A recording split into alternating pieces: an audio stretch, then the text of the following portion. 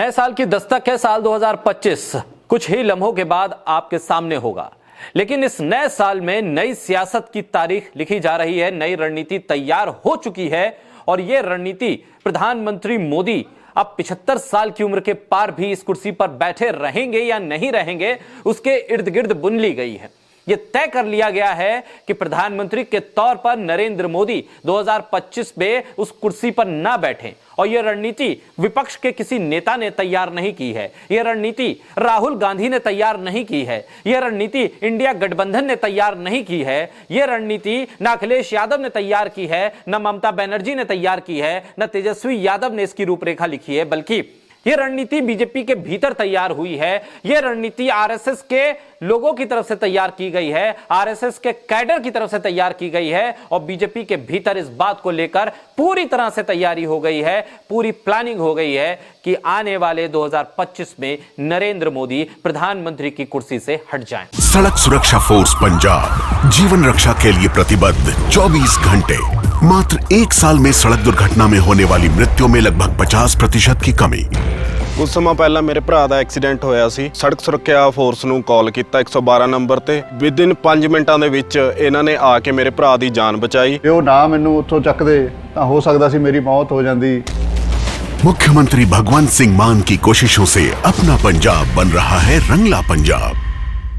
जी हां, यह बेहद चौंकाने वाली खबर है और यह बेहद हैरान करने वाली खबर है, क्योंकि यह रणनीति बीजेपी के वरिष्ठ नेताओं के बीच में तय हुई है।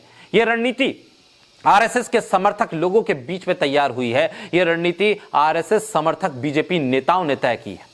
जी हां, हम बात कर रहे हैं सुब्रमण्यम स्वामी की। यूं तो वो प्रधानमंत्री मोदी के सबसे कटु आलोचक हैं, प्रधानमंत्री मोदी की सरकार की नीतियों के सबसे कटु आलोचक हैं, उनकी नीतियों पर सवाल खड़े करने वाले बीजेपी के सबसे गंभीर नेता हैं। साल 2024 के खत्म होने से पहले सुब्रमण्यम स्वामी ने एक इंटरव्यू के दौरान इस बात का खुलासा कर लिया है, इस बात को बता दिया है, उस बात का ऐलान कर दिया है कि साल 2025 में प्रधानमंत्री के तौर पर वो नरेंद्र मोदी को इस कुर्सी पर नहीं देखना चाहते। जब बात करते हैं सुब्रमण्यम स्वामी इस पूरे इंटरव्यू में, तो इस बात का भी जिक्र करते हैं कि नरेंद्र मोदी को इस कुर्सी पर क्यों नहीं होना चाहिए।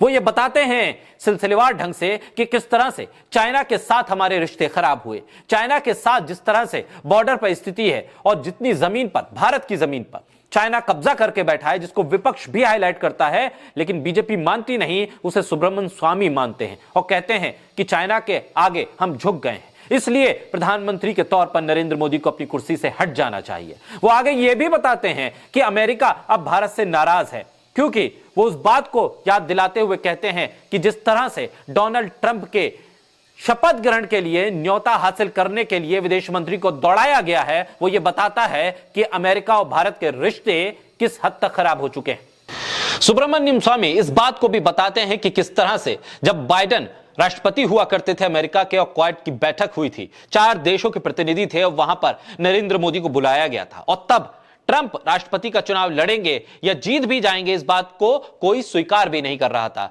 इस बारे में कोई ख्याल भी नहीं था। तब डोनाल्ड ट्रंप ने अमेरिका पहुंचे प्रधानमंत्री मोदी के लिए कहा था कि मेरा दोस्त नरेंद्र मोदी आया है, मैं उससे मिलने जरूर जाऊंगा।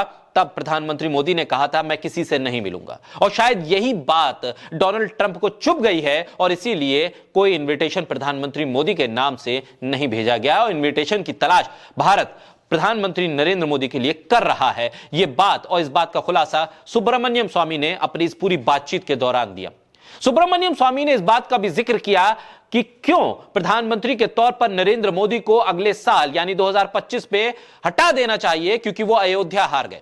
अयोध्या के आंदोलन का जिक्र करते हुए सुब्रमण्यम स्वामी कहते हैं कि सब कुछ हम लोगों ने मिलकर किया और नरेंद्र मोदी ने तमाम श्रेय ले लिया और नतीजा यह हुआ कि अयोध्या में बीजेपी हार गई। सुब्रमण्यम स्वामी इस बात को भी कहते हैं कि मीडिया ने इस मुद्दे को हाईलाइट नहीं किया, मीडिया ने अयोध्या में बीजेपी की हार को कोई बड़ा मुद्दा नहीं बनाया। तो सुब्रमण्यम स्वामी बीजेपी की अयोध्या में हार को एक बड़ा मुद्दा बता रहे हैं और यह वजह भी बताते हैं कि इसीलिए नरेंद्र मोदी को अपनी कुर्सी से हटना चाहिए। सुब्रमण्यम स्वामी यहीं नहीं रुकते हैं, वो कहते हैं कि भारत की अर्थव्यवस्था की हालत जो है, अर्थव्यवस्था जो गर्त में जा रही है, जो डूब रही है, उसके जिम्मेदार भी मोदी हैं, इसलिए उन्हें जिम्मेदारी लेते हुए खुद पद से हट जाना चाहिए। आगे जो बातचीत में सुब्रमण्यम स्वामी जिन बातों का खुलासा करते हैं उसमें यह बात भी महत्वपूर्ण है कि सुब्रमण्यम स्वामी यह भी बताते हैं कि बीजेपी और आरएसएस का संविधान, विधान और विचारधारा यह कहती है कि कोई भी तीसरी बार प्रधानमंत्री नहीं बनेगा। वो कहते हैं कि अटल बिहारी वाजपेयी तीसरी बार चुनाव हार गए, नहीं तो वो भी उस कुर्सी पर तीसरी बार नहीं बैठते। ऐसे में प्रधानमंत्री मोदी अपने आप को प्रचारक कहते हैं, तो प्रचारक की स्थिति यह होनी चाहिए कि तीसरी बार कोई अपने पद पर नहीं बैठेगा प्रधानमंत्री के तौर पर। इस बात को उन्हें मानते हुए खुद कुर्सी से उतर जाना चाहिए। सुब्रमण्यम स्वामी इस बात को भी कहते हैं कि 75 साल की उम्र का जो एक क्लॉज लगाया है खुद प्रधानमंत्री मोदी ने, उसका पालन उन्हें खुद करके दिखाना चाहिए और कुर्सी से हट जाना चाहिए।